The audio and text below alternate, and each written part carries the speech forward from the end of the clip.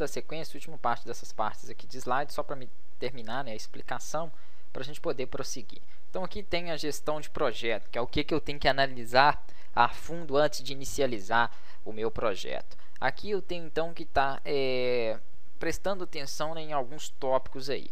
Primeiro, os passos iniciais para uma boa gestão. O que eu devo ter aí para uma boa gestão?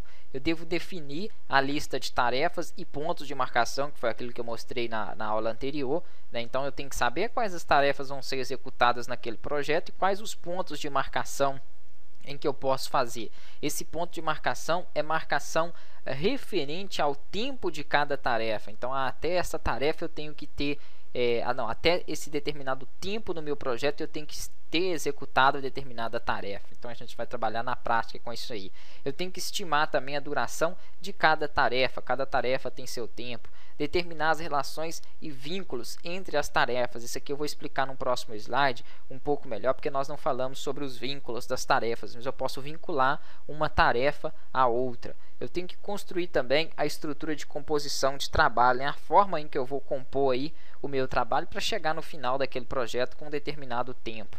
Avaliar os recursos do projeto, né? Será que eu tenho recurso aí para contratar, por exemplo, os funcionários, para máquinas, para viagens e assim por diante. Então, os recursos têm que ser avaliados também. Vincular recursos a determinada tarefa. Então, um determinado recurso, por exemplo, um gasto, às vezes, com equipamento, vai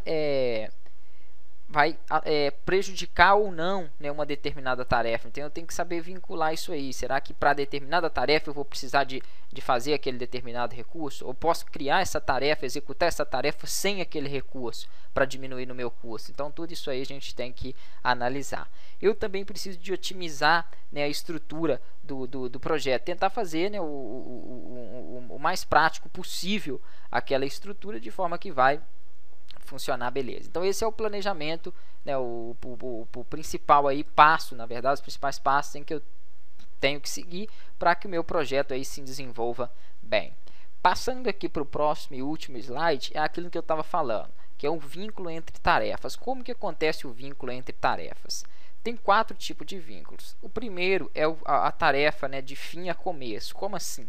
Eu só vou começar uma próxima tarefa, né, assim que a outra acabou. Antes eu não posso. Então, por exemplo, aqui, ó, uma tarefa não pode começar antes que a outra acabe, né? Elas são chamadas de anterior, tarefa anterior ou predecessora. Então, se uma tarefa não terminou, eu não posso começar a outra.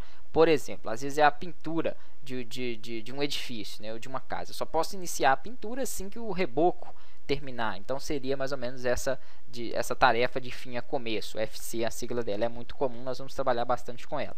Outra tarefa que é bem comum também é começo a começo. Uma tarefa ela não pode começar antes que comece a outra. Então, por exemplo, se eu quiser fazer uma tarefa e ela for uma tarefa do tipo CC, eu só posso começar ela se eu tiver começado a anterior a ela. Tem uma outra aqui que é a fim. Uma tarefa não pode terminar antes que termine a outra. Então, se eu quiser finalizar uma determinada tarefa, eu só posso finalizar até que a antecessora dela finalize. Então, é a tarefa FF. E essa última, que é começo a fim, que não é tão comum, mas é uma tarefa, não pode finalizar antes que comece a outra. É o contrário dessa primeira. Então, eu só posso finalizar uma tarefa se a outra já tiver finalizada. Então essa aqui, né, a CF, ela não é muito comum. Então esses são aí basicamente os vínculos entre as nossas tabelas. Eu vou fazer o seguinte aqui, deixa eu minimizar e vou abrir o programa aqui para a gente começar a trabalhar. Iniciar todos os programas. Já é aconselhável que vocês já tenham instalado ele, né? No DVD eu vou deixar uma aula ensinando aí a fazer a instalação. Microsoft Office, tem aqui Microsoft Project 2010. Então vamos abrir o programa para a gente poder estar iniciando e visualizando aqui, né, como que funciona a área de trabalho dele. Eu vou dar uma explicação melhor na próxima aula, já que o tempo da aula está chegando. Eu procuro fazer aulas entre 5 e 6 minutos para que não fique tão pesado e fique mais fácil de vocês estudarem. Então assim que abrir, na próxima aula eu já explico aí sobre a área de tarefa, de trabalho do programa, e a gente começa inicializando.